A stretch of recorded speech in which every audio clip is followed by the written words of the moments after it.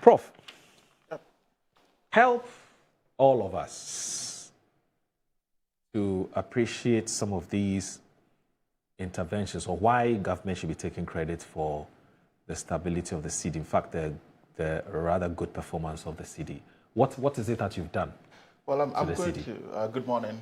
Yes. And it's a great pleasure to be on set again. I see a lot has changed. Yes. There's a healthy diet on the table. Yes, We've got a fruit salad. We've always been doing healthy diets, Prof.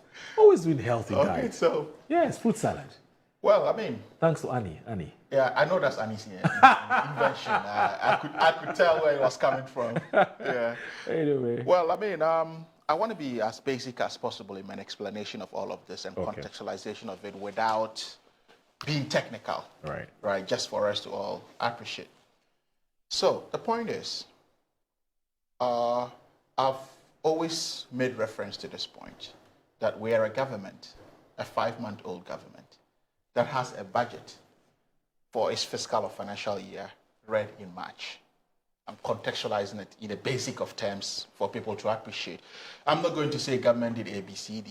Our listeners will deduce as to whether government actually did A, B, C, D to do that. At the back of all of this, we inherited an overheated economy, which I keep emphasizing. At the time that we took office, it was an overheated economy where all the figures were negative. You have a central bank posting losses. You are under a domestic debt exchange program. Blue chip investments, such as pensions, were touched in this country. It tells you how low we sank economically as far as our economic performance and fortunes and livelihoods of people. Because if you touch your pensioners or the pots of your pensions, right, in a domestic debt exchange program, it is the lowest you can go in any economic reform. In any case, what led us there? What led us to that point where we had to even touch blue chip investments such as pensions was our borrowing spree. The Akufo-Addo-Ken-led borrowing spree on the international market, which has nothing to show for as far as investments are concerned. We're challenging the previous government of the day. Tell us what you did with Eurobonds. Tell us what you did with all of the borrowing sprees and roadshows you went for as far as these borrowings were concerned, which culminated in the celebration of KK parties at the Princeton of the Finance Ministry. The forecourt of it, where we celebrated bonds with the KK party. And we are here today saying government can take credit. Right. What has happened in the last couple of months leading up to this? It's a real commitment to the mess that has been caused economically. Right. We as a government are not looking at game blame or trying to say, okay, we did A. As far as I'm concerned, we're not looking at the first quarter's performance to say this is what the Mahama Atuforcing economy is looking at. We have a 4-year mandate, and a 4-year, or the health of a 4-year economy is what we are looking at. Right. But if any blip comes in the process, it is worth contextualization to say that, okay, A, B, C, D happened, and this is what is resulting in.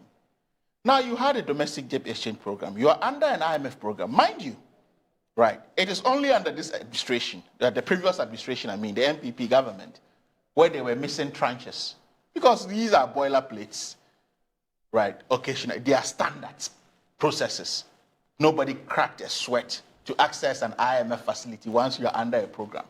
But because of non-prudent spending, not adhering to the dictates of the IMF, we missed a couple of tranches. And when you're under an IMF program, again, in the basic of terms, there are 2 things you benefit.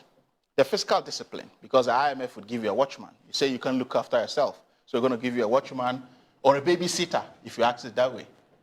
Right? At the time, we even had a babysitter at the central bank, sponsored by the Swiss embassy or the Swiss government. Did we need all of this? No, as a sovereign state. Right? So when they do this and give you that babysitter, the babysitter allows you to have financial discipline. In that case, there's a bit of tightening in the system and some form of internal control, but which is external in and of itself. I'll come to our side of things where we have an internal control. So when this happens, it can actually bring some growth in the economy because there's tightening. And you have an external watchman or a babysitter.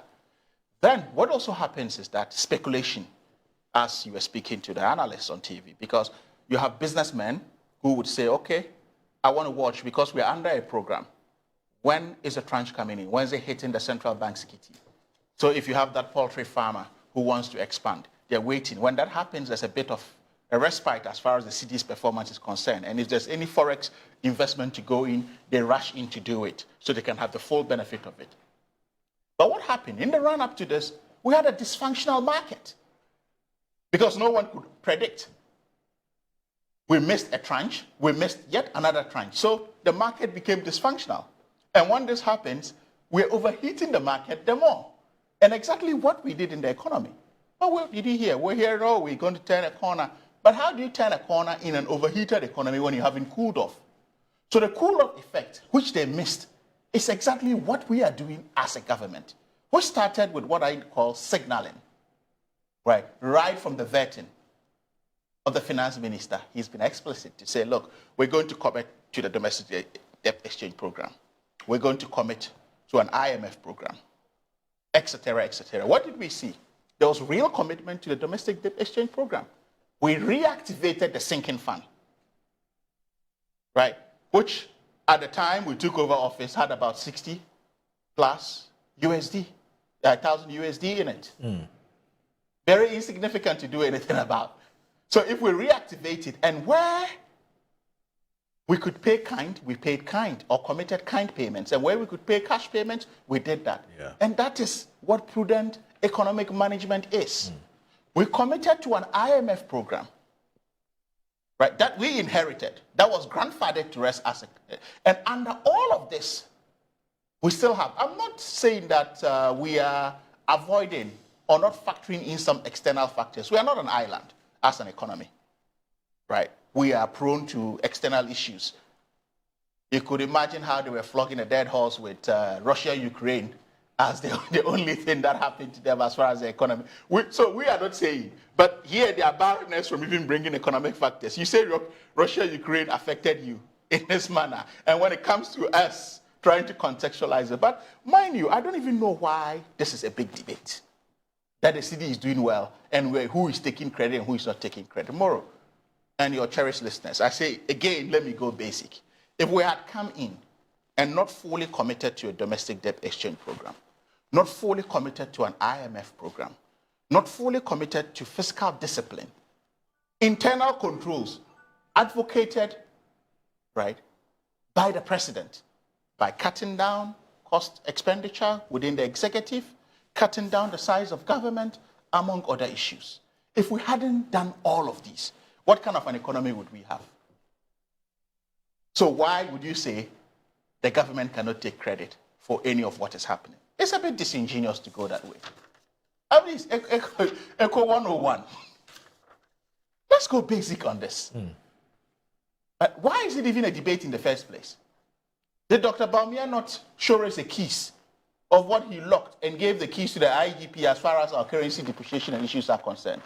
Again, programs and policies and initiatives are ongoing. The gold board, one of them. We make arguments. When they try to poo-poo the gold board, they forget that most of these gold is not going to bullion but forex. So if it's not going to bullion but forex, what it tells you is that it's invariably going to affect the cedi positively. I mean, there is a bit of cautious optimism here. I mean, from where I sit and per my role, I would not say I'm shouting hallelujah to this effect, but it's some respite in the economy. You're saying it's early days yet? I'm not saying it's early days, but what I'm saying is that it is my hope that we can sustain it moving forward. Okay. That, nothing untoward happen externally or internally that may, derail us of this. And the exciting feature of all of this, you have the governor of the central bank and you have the finance minister. They're not sitting aloof and watching. They're not even celebrating. All what they're saying is that we have to put in more measures to have stability in this direction to which we are headed. And I think that is where we all have to be looking at it from rather than an MPP, NDC kind of thing. Okay. We all saw what you did. Okay.